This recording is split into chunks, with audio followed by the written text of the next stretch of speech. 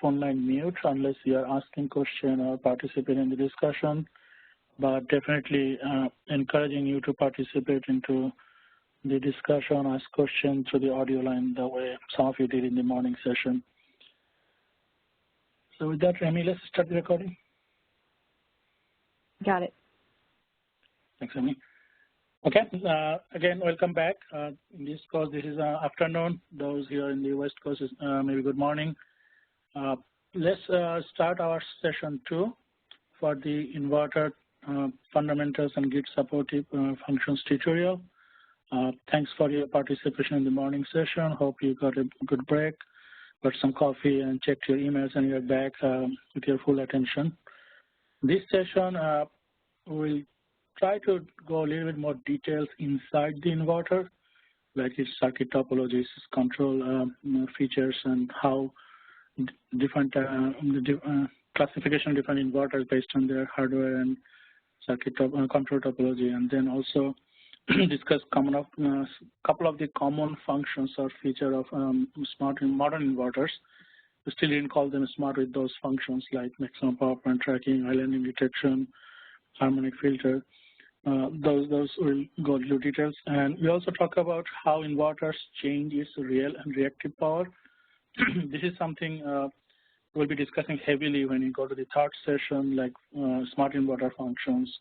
Inverter is changing reactive power based on voltage or changing active power based on frequency. So the question is how inverters actually change those. So we'll try to give a little bit of a background of that in this session so that you could feel comfortable when you go into third session tomorrow on Thursday. So as mentioned here in second topic, Thursday afternoon. On the Thursday morning, we'll be going to the topic 3, and Thursday afternoon will be the final session on the interconnection standards. With that, let's go into the different type of inverter circuit topologies and control. So first, in the morning session, we showed a inverter or PV plant topology. We are showing the kind of similar things, but we are showing more component level, especially the inside the inverter, what type of components are functional building blocks are there. So of course, in the top, you are seeing still the DC side, the panels, DC disconnect switch, DC optimizers. In some cases, optimizers could be standalone, separate component, like their DC optimizer or DC-DC converter. Sometimes this could be also embedded inside the inverter. So it depends on the inverter design topology. Some cases, some of the inverters may have multiple MPPT or maybe even a full functional DC optimizers at the first stage. But we are showing as a separate entity, which is kind of optional. Of course, the main building block of inverter is the bridge or power stage or power converter, inverter bridge. There are a lot of names there. Actual switching devices that converts the DC power into AC power. So that's kind of the main conversion stage from DC to AC or the other direction, AC to DC, the actual power stage. Then, of course, there are a couple of other components for like a filtering component. So it's a high frequency switching devices. So you need to remove the higher harmonic component to get the 60 Hz signal. So it has this filter.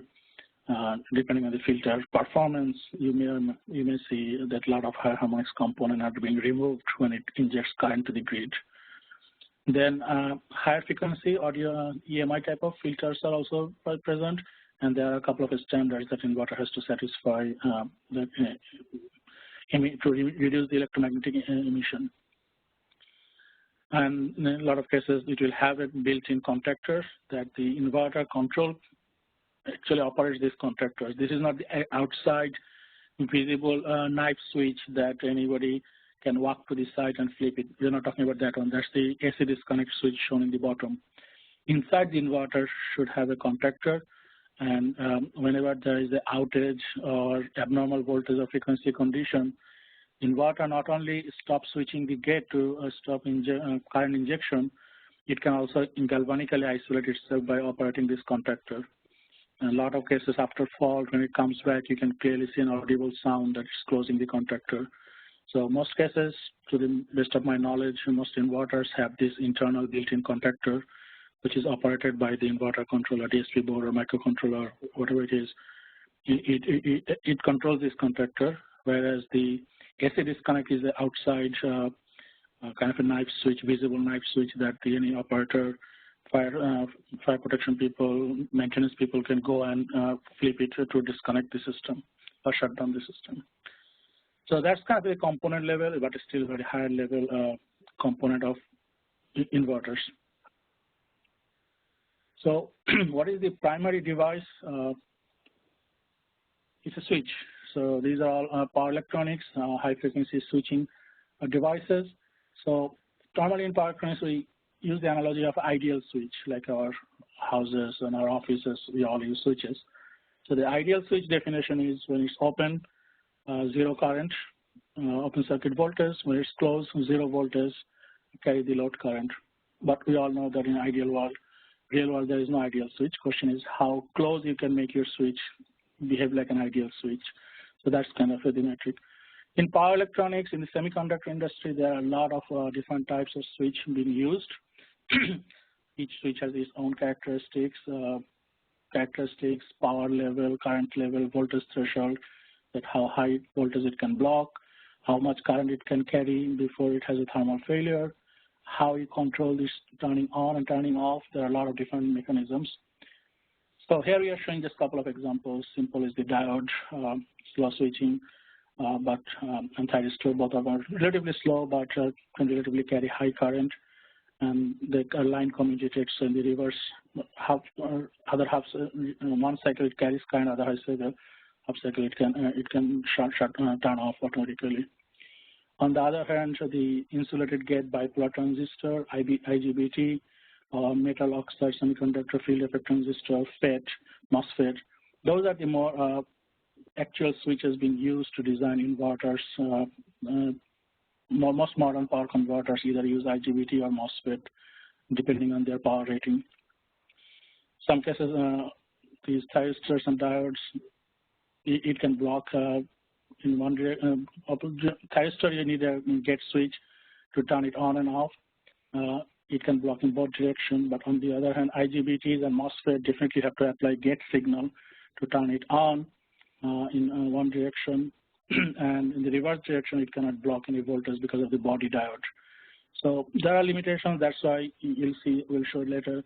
Each leg will have two switches. So you have alternately one turn on and the turn off to make sure you don't reverse flow the current direction. In a lot of cases, they also need a freewheeling diode to carry the inductive current. So bottom line, I'd say most modern inverters, if it's a lower voltage, low power rating, most likely use MOSFET. High power, high current rating, typically will use IGBTs, depending on which design, and also switching frequency. Most cases, those will be silicon devices. Diode might be silicon carbide, which is advanced, more advanced semiconductor. Some inverter manufacturer may have start using silicon carbide MOSFET, which allows higher switching frequency, higher thermal limit. So those are the design questions, more details than what we want to cover in this project. But that's the main building block of the switching circuit that we will be talking about here.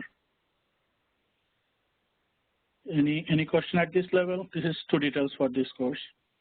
But just to know that our starting building block is those switching devices, which ultimately will be controlled to turn on, turn off to create this inverter. Okay, so start with very much a textbook single-phase inverter circuit. Real inverter may be a little more complex than that, but we are showing it basically a textbook circuit. It's a single-phase switch, single-phase inverter. You can see you need 4 switches and if two bridges. And on the right side, we are showing a very simple turn on and turn off sequence. Of course, this is theoretical, not practical. But you can see the main concept that by turning S1 and S2, you can flow the current to the load from top to bottom. Then you go turn off, and then you reverse the direction. You want to turn on S3 and S4 to do the current flow in the opposite direction. So this is the main concept that half cycle you are flowing the current. Somebody has their audio line open. Okay. So if you follow the switching pattern, you can see by controlling, turning on S1 and S2, current flows from top to bottom, and then S4 and S3 reverse the current flow through the load. So that's the main concept of from DC, how you create an AC signal. From one point unipolar, you create a bipolar signal. Of course, it looks like a square wave, so nowhere close to the sine wave. So those are the further details after it will come. So that's the starting point. Now, of course, you will not turn on only once per half cycle. So actually, this slide is the same thing that what you showed previous, just a static view. So you can see it in the PDF version. So actually, the number of times you turn on and turn off, that's a way more than just 2 or 3 that we showed in the animation. Those are thousands of times per second the switch will turn on and turn off. That's even, and also the on and off period will not be same time duration. So what you are seeing here is that how those control signals are being generated to turn on, turn off switches, known as pulse width modulated signal. And you can see the red signal is kind of your switching frequency. The frequency or the number of times each of those switches are being turned on and turned off. So that can be 4 kilohertz, 5 kilohertz, even 10 kilohertz switching frequency. That means that many times turn on, turn off. And you can compare against a reference signal like the blue one, sine wave. And you can see that this red and blue curve comparison creates the violet color, the magenta color created in the bottom, the square wave, but defined turn on period, off period, pulse signal that's being used, generated. And you can, if you compare that against the sine wave, you can see that gradually its on time increases with the increase of sinusoid current magnitude increase, and then it falls as the magnitude goes down, and then the reverse direction goes up again. So to some degree, this pulse width follows the sinusoidal pattern. These are all done to reduce the higher frequency component so that your filter design can be simplified. So anyway, so the main concept is you use a high switching frequency carrier signal. You compare that against a reference signal to generate your pulse width modulated signal that is being used to turn on and turn off the switches. So, for example, for one of the switch, if this positive pulse is used to turn on the switch, the current will flow through the switch and the voltage across the switch will be 0. Then the next period, when it is low, this low voltage will turn off this same switch, and then the current will be 0, but voltage will be close to, current will be non-zero. Sorry, current will be 0 because it's off, and the voltage will be some non-zero value, open circuit voltage. So that's how these pulses are being used for each signal, each switch. On period it turns on, off period it turns off. Then a complementary signal will be used for the other switch and that bridge. So if we now see these two bridges, when S1 is on, you definitely don't want S4 to be on. So S4 has to be off, and vice versa. When you turn off S4, S1 has to be on. So these two has to be complementary. One on, other off. Otherwise, you'll be shorting the DC circuit. So there was a question, what type of fault can happen? So one of the fault can happen that if you accidentally turn on both switches, then basically you're shorting the DC bus. So that will be very fundamental failure of the control signal. That should not happen. So anyway, so the idea is that you generate the S1 get signal, and then you just use the opposite of that for S4. Similarly, you generate the S3, and then you use the opposite of that for S2. So that's what you are seeing here. If S1, the blue one is used for the top switch S1, then that's not version or reverse version will be for S4. Then you have to create a S3, which is complementary to S1 or other switch, and then opposite will be go to S2. So basically that's the main concept. And those are, the pulse width is following the sinusoid signal.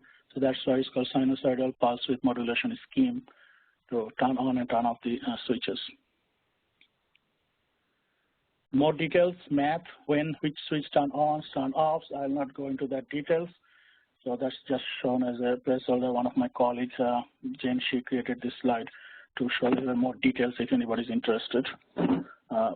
This pulse width modulation could be, I don't know how many PhDs been given for different types of approach to improve the pulse width modulation, efficiency, speed, reducing the high harmonics component.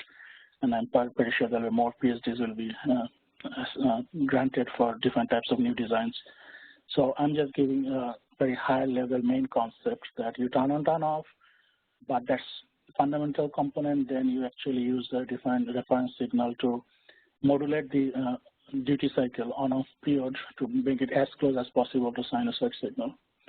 And that's how the inverters are being operated. So typically we say that inverter has two main components. One is the hardware component, another is the software component. So all these gate switching, signal generation, when to turn on which signal, those are part of the software part, the DSP or microprocessor-based system that use the reference signal, generate the reference signal, use the carrier signal to come up with the switching pattern to turn on, turn off the power switches, which is the hardware side. And combined, that's the inverter. So inverter has both hardware component and software component. And software component has a significant influence on the behavior of the inverter. That which direction its power flows, how much power it flows, those are all part of the duty cycle control. And that's derived by the software part of the control part. Any questions so far? The basic single-phase switching circuit, how PWM signals are generated, and then those are used for aerial two-leg single-phase inverter to generate the single-phase inverter, basically. If you next go to three-phase, that's kind of a further extension of what we have discussed for single-phase. Now you have three legs for three phases of the three-phase system, at least three legs. There could be a four-legged system also discussed later.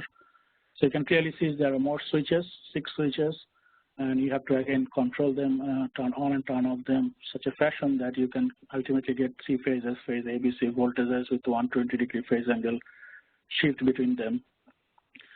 Of course, it's way more complex than single phase, but basic concept is same again. You generate S1, S3, and S5 pulse gate signals, and then you use their negative opposite complementary version for the S4, S6, and S2 switches.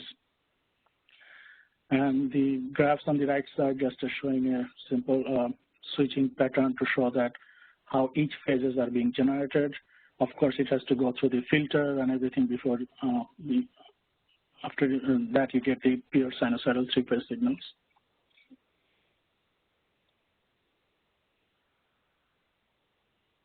Just let the simulation animation go one more time and then we'll move on. Okay, so these are still pretty much textbook circuits that if you open any power electronics book, you'll see this type of fundamental circuit to explain single-phase inverter, three-phase inverter. From control point of view, a little bit more complex, and again, this could be easily a 3-credit-hour course at the graduate level to explain all those functional blocks and how to design those and program those things. And I think I have one of my colleagues on the call. Yeah, Iwe is on the call, a recent PhD and graduate from University of Tennessee. When people design, like people like Iwe design inverter, basically they are designing each of those functional blocks into the maybe in MATLAB or Simulink, and then convert that into actual DSP and microprocessor to the built inverters. So we'll not go into the details of that, but a couple of key components that for grid following inverter, the phase lock loop is a key component. Is basically maintain the synchronization with the grid.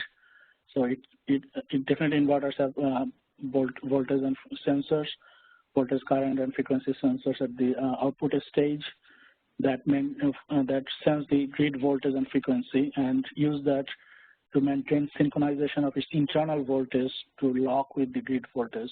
So that's typically call it synchronization or maintaining a grid lock with the grid frequency. That's typically being done by the phase lock loop. So phase lock loop is a very important component of the inverter. And it also does convert these three-phase voltages into DQ component, real and reactive component, and use that signal or used as a reference for the controllers that controls the ultimately active power and reactive power. If you see at the bottom, those ID, IQ go used as a being reference signal to control the DC operating voltage that kind of controls the real power that comes from the PV panels, and also to generate the reactive power if you are operating into non-unity power factor mode.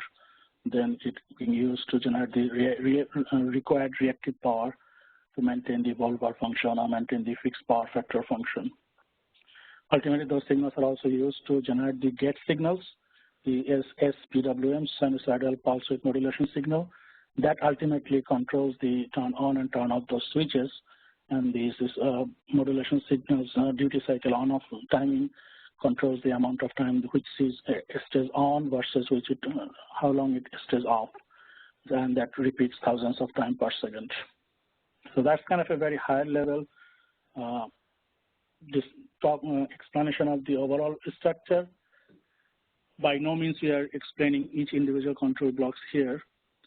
However, we are discussing in our group that UA, Genshi, Wenjong, maybe we'll offer a standalone, maybe 2-hour course next year, early next year, where we'll be going to do deep dive into those control operations. So I'm not sure, right now we have 72 people, how many of you will be interested to know way more than what we are saying here, that how PLL works, how those DQ conversion works, reference signals are being generated. We may develop another short 2-hour long course just to go more details inside the inverter control operations, and we'll offer that early next year. Okay, if there is any higher level question at this time, we can discuss, or otherwise we can move on. I only saw a couple of people you already showed your interest for the detailed course. Yeah, so hopefully, if not January, by February, we'll try to offer that at least for the first time and see how deep we can go. So our interest is to explain the inverter control in more details and then do some investigation of how different modeling tools represent the inverter into their commercial platform, like sequence component, or which way they represent the inverter in commercial tools. So we try to cover those two in that training. Okay, so that's kind of the basic hardware side, circuit side, and also the control blocks of the inverter. Next couple of slides, we'll try to talk about defined topologies that you may hear those terms frequently in different discussions.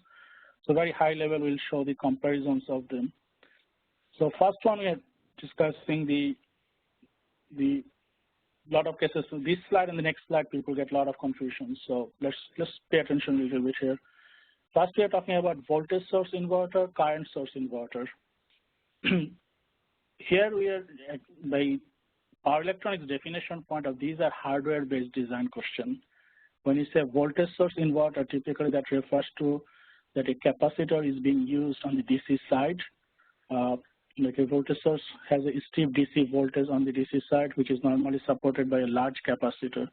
So basically, this is the power stage, and this capacitor is providing a strong DC voltage at this input stage. So that time, this design, this circuit topology is typically known as called voltage source inverter in the power electronics definition. On the other hand, current source will have a strong current source behind it, which is typically done by inductor. If you see in the right figure on the top, there's inductor and there is no capacitor there. So this design is, again, these are basic design. Of course, real design will be more complex.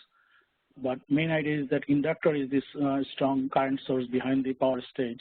In that case, that is called current source inverter. So voltage source, current source, those are by definition from hardware point of view definition, that how this circuit is being built. Is it capacitor used, voltage source, inductor used, then it's a current source inverter. And you can also refer to this tech brief that we published last year, just to give a simple definition like this. Next question comes voltage control versus current control. So this is not a hardware question. This is a question of how you control the inverter, or which component in the output you are controlling. So that point of view, the definition. So previous one was hardware point of view, whether capacitor is being used or inductor is being used. Here is not that. It's purely from which parameter in the output stage the inverter is controlling.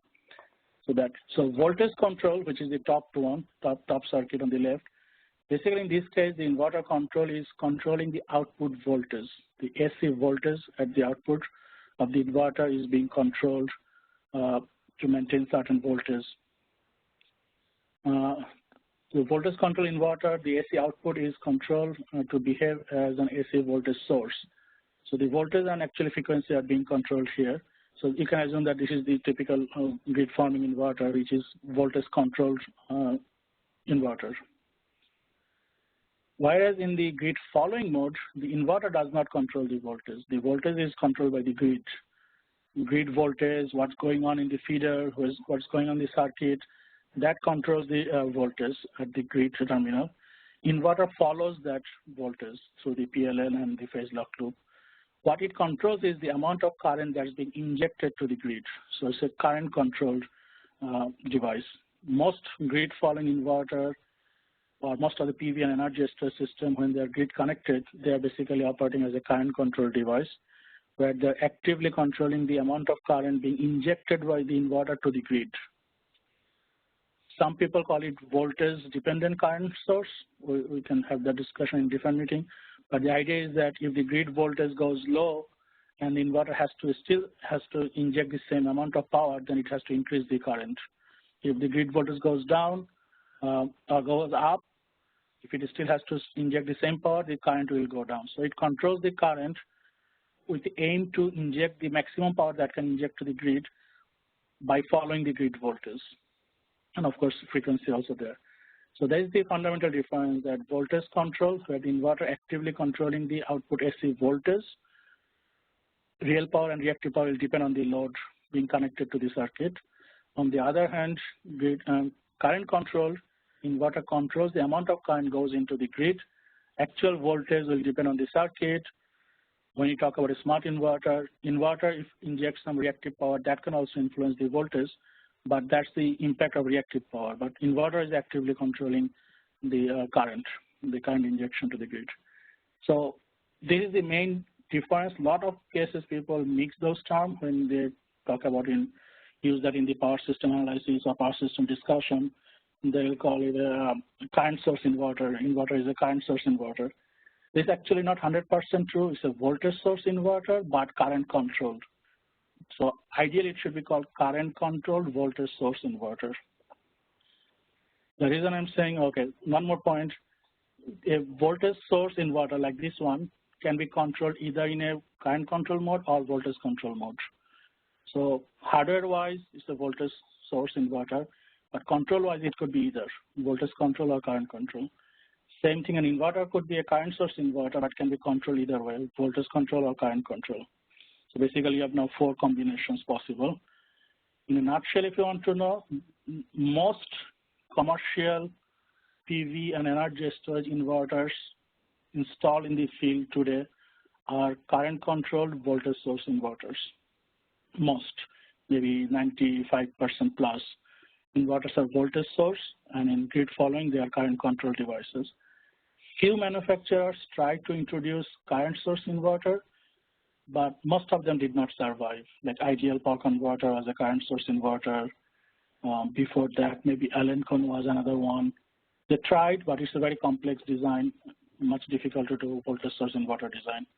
So to the best of my knowledge, none of the major manufacturers today in the market are current source inverter. They are all voltage source inverter. And in most cases, those are grid following inverter. That means they are current controlled voltage source inverter. The voltage control inverter, basically grid forming, is getting a lot of this interest in recently. So we may hear more and more of voltage control inverter also in the future as part of grid forming inverter discussion. By the way, we actually offered a grid forming inverter tutorial also this year, I think in October. So there was a 2 hours long short tutorial on grid forming inverter, and a report is also available with recording available for the members.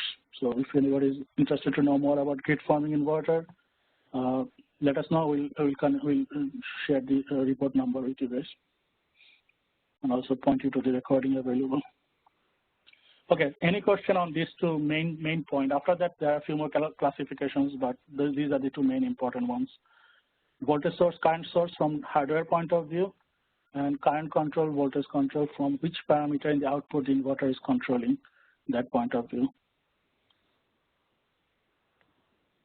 And in most cases, it should be current control, voltage source inverter if you want to be 100% accurate representation. Okay, looks like not hearing any question, or there's nothing in the chat window also. Now, there is another lot of discussion, what is grid following versus grid forming. That's why we are showing this, but this is nothing different than what we already mentioned, that voltage control, current control. Again, if we use the traditional definition people use, that's the idea that grid following a specified amount of power injected to the grid, but you are not controlling the voltage, so to inject the power, you have to control the current. So that's what the grid following inverter does. It follows the grid voltage, it runs maximum power point tracking, and whatever it tries to inject the amount of power available to the grid by controlling the current. And the grid forming, of course, it controls the voltage and frequency, and actual load dictates the amount of current being injected by the inverter. Current control, voltage control, I already mentioned. Grid following inverter always need a steep voltage source, either an actual grid or another generator, another synchronous generator, or another storage inverter has to be the actual the steep source, or basically establish the grid. Then other grid following inverters can follow that. So you may hear a lot of microgrid discussions. Either you have to have a synchronous generator, or you have to have a storage inverter which runs in a grid forming mode to establish the grid, and then other smaller grid following inverters can operate after that.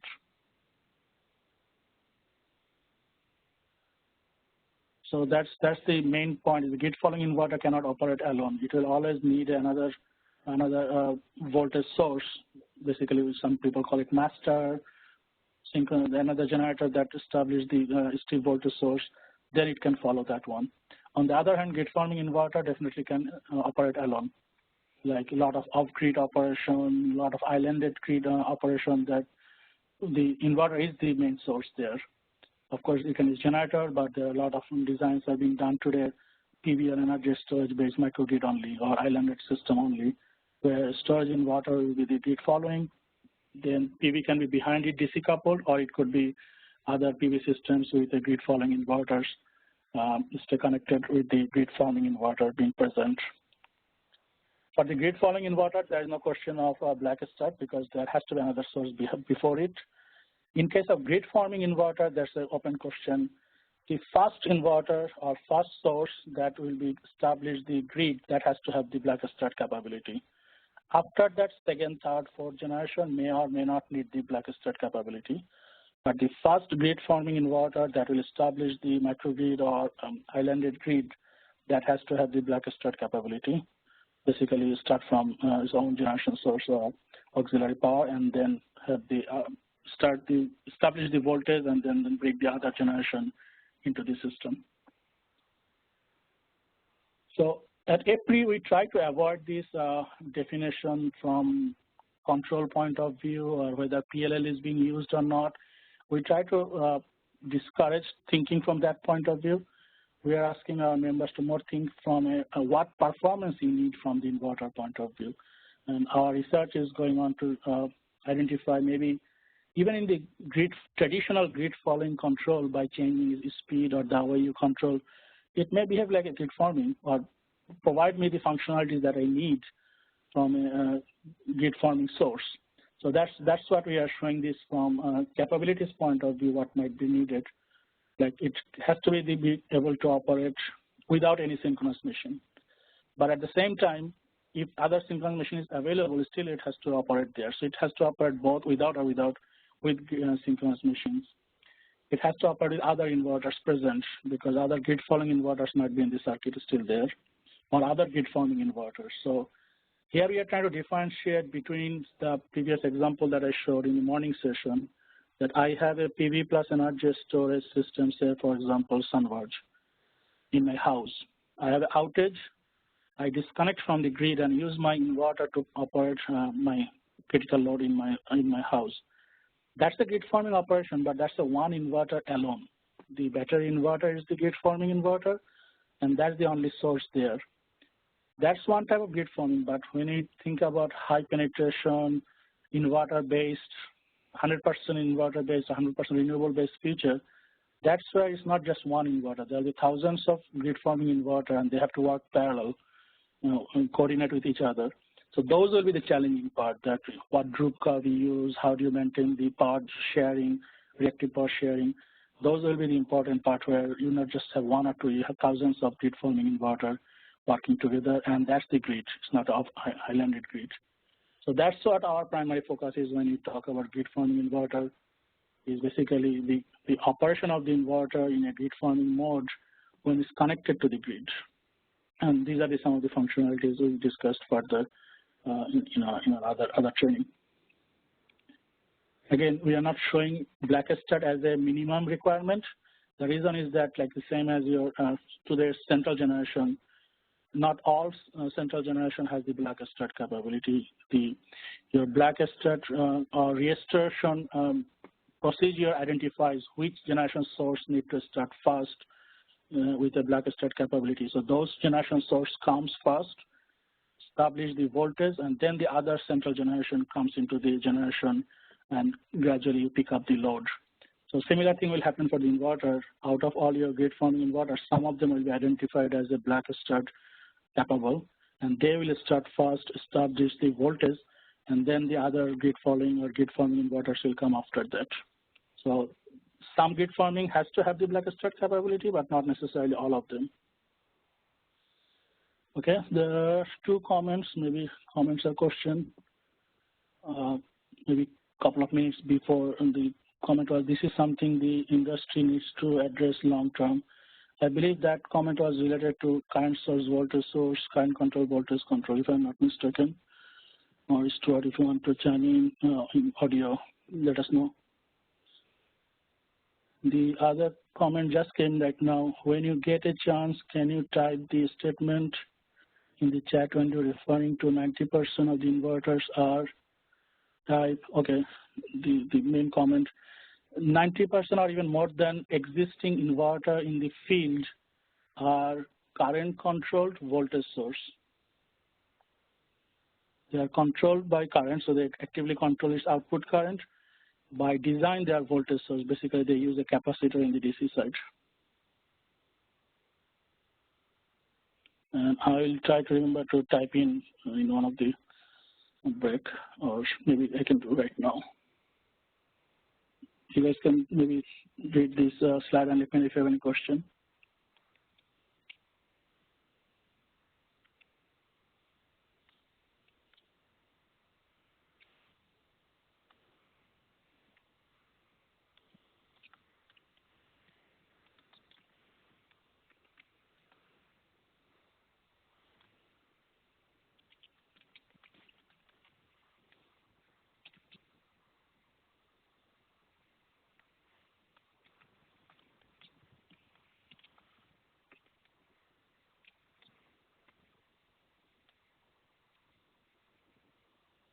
Okay.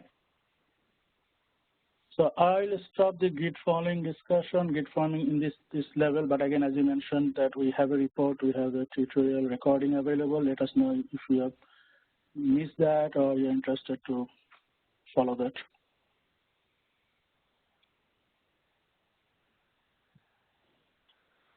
There is a question, is a grid forming inverter self-commutated? That I'm not sure they are relevant topics.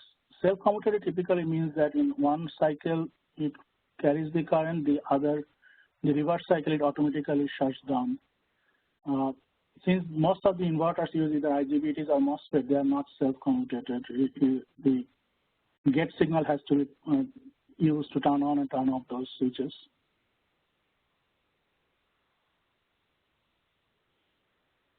Again, there are, from hardware point of view, a lot of combinations possible, but the two common ones we're talking about, 3-leg inverter versus 4-leg inverter. Again, most commercial inverters are three-leg inverters. So basically, you can see that there are three bridges to generate the three-phase voltages. So these are line-to-line voltages. There is no neutral voltage. Even if they show a neutral connection, those are calculated, not physical neutral connection. So they may take a four-wire connection where the neutral is the calculated point or terminal, but actual design or hardware design point, there are three legs, so basically generates line-to-line voltage. On the other hand, four-leg will have an additional leg to create the neutral voltage. And four-leg inverter can provide zero sequence current in the three-phase four-wire system. On the other hand, three-leg system will not have zero sequence continuity in the circuit. So most cases, that's why three-leg inverter provide balanced current in the three phases. Four-leg inverter can provide the unbalanced current if you're in a distribution system. They can, I think, microgrid system, they can potentially provide unbalanced current in the phases. Again, why manufacturers do three-leg system? You can clearly see there are two switches less. Those are power switches, so expensive. When you have two less switches, that means two less gate drivers, two less PWM signals. So a lot of things are simple when you have three-legged system. You generate line-to-line voltages only, compared to four-leg has more switches, more controls, and gate drivers involved there. We heard that there are few manufacturers offer four-leg inverter, but again, most common or most of the commercial products are three-leg inverters today. Things can change in the future based on the microgrid need and other needs. But today's point of view, most of them are three-leg inverters. Other way people classify is the level, two-level versus three-level or multi-level inverters. Those are, again, we'll not go through the details of those. The basic idea is that when you have two-level, which is most of the inverters, or at least the low-power inverters, the switching is between your zero voltage and the maximum voltage, so maximum DC voltage. So you can see the top one, the switching PWM signal, everything is between 0 to VDC. You go to 0 to VDC, then you go to 0 to negative VDC. So you switch between 0 and VDC, two levels. On the other hand, at least three level, you have another intermediate level, like halfway. Maybe it can be designed in different ways also, but at least you have three levels, 0, half VDC, and full VDC, three levels. If you see you compare that against sinusoidal signal, you can clearly say the three level has, the area-wise, is more close to behaving like a sinusoid rather than abrupt on and off on the top one. The whole idea of, there are a lot of benefits of course, doing multi-level inverter. Each individual switch does not have to handle the full DC voltage. So your DC voltage blocking capacity can be reduced, or you can use low voltage devices to design multi-level inverter compared to if you want two-level, then your devices has to withstand much larger voltage. And semiconductor devices is an important factor. Voltage is an important factor, that how much voltage it can withstand. And higher the voltage goes, the device cost and complexity goes up. So multi-level definitely can allow you to reduce low voltage devices, which also can be switched higher frequency.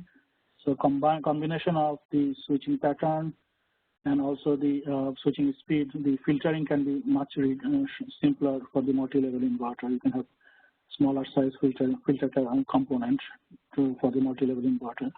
But of course, challenge is whenever we put switches in series, switch has to match with each other closely, otherwise there are some thermal runaways are possible.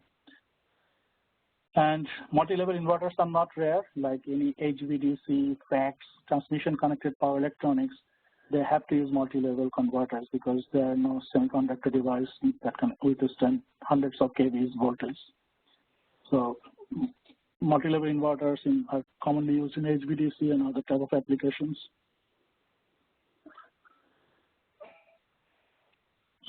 There's a comment. Okay, so EUA provided, my colleague provided an answer to the self-commented question.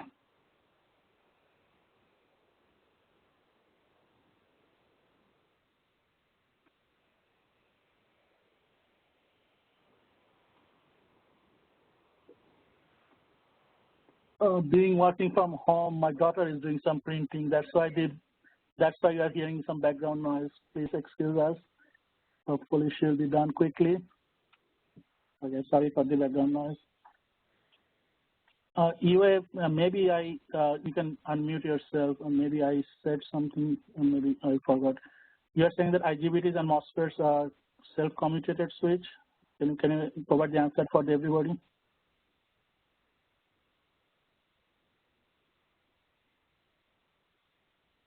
Eva, unmute yourself.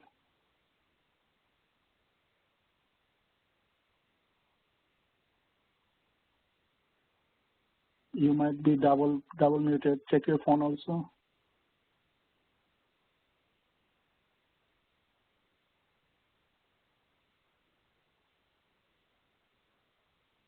Amy, can you confirm that you can hear me?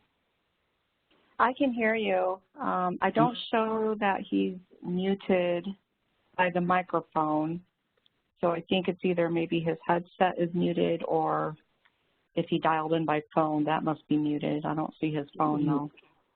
Yeah, so WebEx showed that you are not muted, so maybe your phone you are double muted.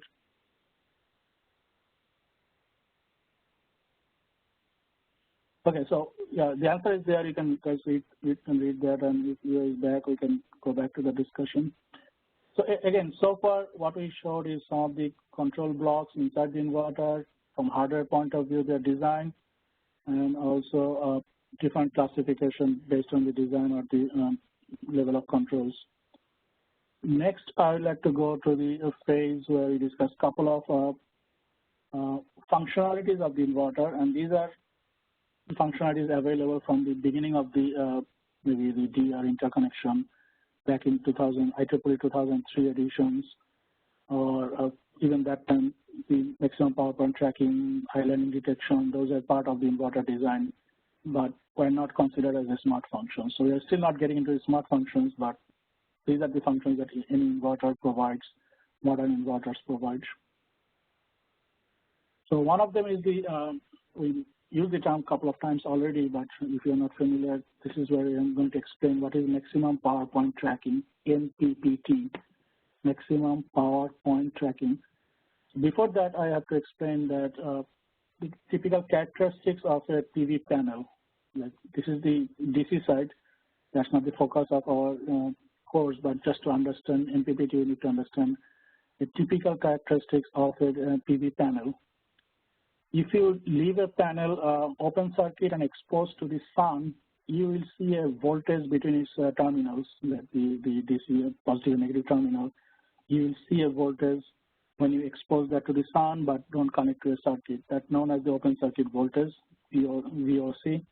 We are just normalizing it and showing it as a 1, but it depends on the technology, what type of crystalline, monocrystalline, polycrystalline, or the other types of panels. That dictates the voltage anywhere from 30, 40, or even 70, 80 volt you can see from a panel.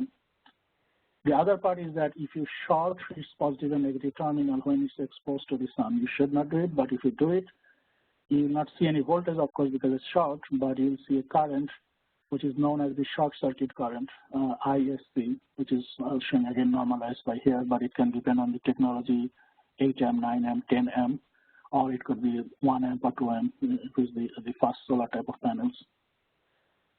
So that's kind of the two extremes, that I short circuit and VOC. And in between, its behavior is like up to a relatively flat current up to certain voltage, and then it goes down abruptly or very sharply above that voltage. So the yellow curve is the typical IV characteristics of a PV panel. So you can clearly see that if I now point by point multiply the voltage and current, from the zero power at this point, if I use my laser, so this is zero power short circuit current, but open circuit voltage is 0, so power will be 0. Similarly here, voltage is high, but current is 0, so power will be 0 here. But in between, if you multiply the voltage and current, the power will go up. So the blue curve is the power curve up to a certain point, and above that, since current is dropping very fast, even if the voltage goes up, power will go down. So you can clearly see from the power and voltage curve, the blue one, that there is an operating point at certain voltage where power is maximum. If you go left of that, lower voltage, power goes down. If you go higher voltage, power goes down. So this is what is known as the operating point where the power is maximum from the panel. So power at maximum power point, or PMP. And the corresponding voltage is known as VMP, that voltage where power is maximum. Similarly, there is a current point corresponding to that where the current is current where the power is maximum, so IMP. So typically, panels spec sheet, data sheet includes those 4 parameters, that what is the open circuit voltage, what is the voltage where the power is maximum, similarly current, I short circuit, and IMP are specified in any PV panel data sheet. And from there, we can clearly see there is a point where the power is maximum. So one of the job of the inverter is to find that operating point, that at what voltage point the power is maximum, or it can harvest the maximum power from the PV panel. And inverter tries to operate at that point to harness maximum power from the DC side. So that's the maximum power point. But question is, what is tracking? Maximum power point tracking, the last T. What is that T means? So what happens is that in real world, of course, every moment or every couple of minutes, irradiance can change. Even if you don't see the cloud, the higher altitude clouds are always there. So there will be some changes of irradiance are always there, but more noticeable cloud irradiance can go from full sun, which is represented by 1,000 watt per meter square, can drop to say 800 watt per meter square, or even 400 watt per meter square, and then go up. So for passing cloud, definitely you can see more abrupt changes in the irradiance, or even higher altitude, there's always some changes in the irradiance. So irradiance typically impact the current, like the short circuit current will go up and down with the change of irradiance. So this yellow curve is not a fixed curve. So typically it provides a curve for the standard test condition, but in real world, the moment your irradiance change, if it goes down, like from 1,000 it goes to 600 for this example, this is the 1,000 watt per meter square curve, red one. Then this is 800 watt per meter square IV curve, then the 600, then the 400. You can clearly see with the irradiance, current goes down. Voltage relatively stays constant, but corresponding PQ curve, the PV curve also change, and your maximum power is also changing now. So this is where the 1,000 watt per meter square, this is 800, this is 600, this is 400. And if you notice vertically, the points are shifting a little bit of left. So it's not the same voltage where power is always maximum. Here the power is maximum certain voltage. Here it's a little bit lower voltage where power is maximum. So when irradiance change from 1,000 to 800, if the inverter does not change its operating voltage, it will be stuck in a position where power is not maximum, like where my the pointer is. Similarly, if it goes from 1,000 to 400, and if it stays there, it might be stuck in a different position than where the power is maximum. So that's why whenever there's irradiance change, IV curve change, the voltage where power is maximum change, so inverter tries to find the new operating point where the power is maximum. That's why the name comes maximum power point tracking. So it tracks the operating point where the power is maximum. So one thing is not shown here, irradiance typically change the current, and the temperature change the voltage. So this VOC, or this vertical line, will shift left if the temperature goes down, will go right if the temperature goes high. So temperature typically moves the voltage, and irradiance change the current. And as you can imagine that in real world, from sunrise to sunset, of course, there will be at least one cycle of temperature change, go up and down. So this curve not only changes the irradiance side, which is more frequent, it also changes the voltage side depending on the temperature change or temperature profile change in a day. And of course, seasonal changes and other changes. So if you can imagine that if you have the same panel exposed to Arizona or California high temperature versus Northeast, where temperature is relatively cold, you can have a different power output from the same panel exposed to the different environmental condition from temperature and irradiance both point of view. So here we'll just try to show an animation to show how it's actually the same concept. There's a tracking means. Typically at the beginning, it will be starting from the open circuit condition when the inverter first turns on in the morning or start after a fault. It will start from open circuit voltage, so no current, only 400, 500, 600 volt available. Then it will go through the tracking point to find where the power is maximum. So you'll see a step, if you've seen a simulator, you'll see that it's moving up, searching, and at certain point it will find the point and try to stay there. Typical inverters, depending on the models, every couple of seconds or maybe within a cycle, it will always look for is power change? Is there any other point where power is maximum? So it continuously search, typically goes left, power goes down, comes back, typically goes right, power goes down, comes back. So it always search for the maximum power point. And if the radiance change, initially the voltage may remain same, which will be a non-maximum power, and then it will again next search whenever it's within a half cycle or 1 cycle or 2 cycle a second. When it starts again, it will find that, okay, if I lower my voltage, power is going up. So it will go there until the power again goes down and stay there. So this is what we meant by tracking, that your radiance change, you will change the IV curve, then your operating point is no longer the maximum point. Next search, whatever the interval it is, the inverter will search for a maximum point and will find a new point where the power is maximum and it will go settle there. So that's known as the maximum power point tracking. Now the question is, when the 99% or most of the PV plants in the field, they always have this maximum power point tracking on. So basically, it's generating the maximum it can generate from that plant at that time and location by having this maximum power point tracking. Now the question is, if you say inverter can generate 100 kilowatt, but if we want it to generate 60 kilowatt, what it has to do then? Any idea? The first thing it has to do, it cannot operate at the maximum power point tracking point because then it will be 100 kilowatt. So either it has to disable that point or it will have to start shifting from that point until it can find the operating point where the power is 60 kilowatt. So this is what is kind of is deviating from its normal operation whenever, and there are a lot of discussions going on, flexible interconnection or export limit or power curtailment or even volt-watt function. Whenever we want the inverter to generate certain power which is less than what it can generate, like depending on the DC energy, whatever it can generate, if the inverter is asked to generate less than that, it has to deviate from its maximum power point tracking and then go to an operating condition where it matches the target power.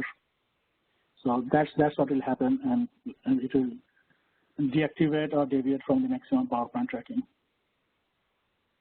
I think this is my last slide on the maximum power point tracking. Any question or comment?